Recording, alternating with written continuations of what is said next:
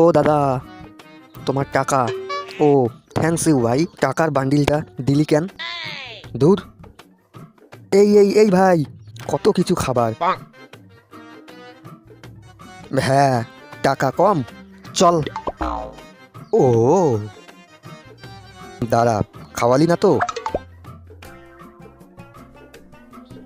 চাবিটা কই রাখলাম? আরে চাবি কই গেল?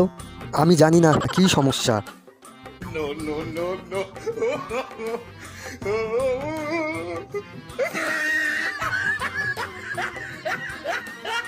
ও বাবা রে, শরীরটা চলে না আর।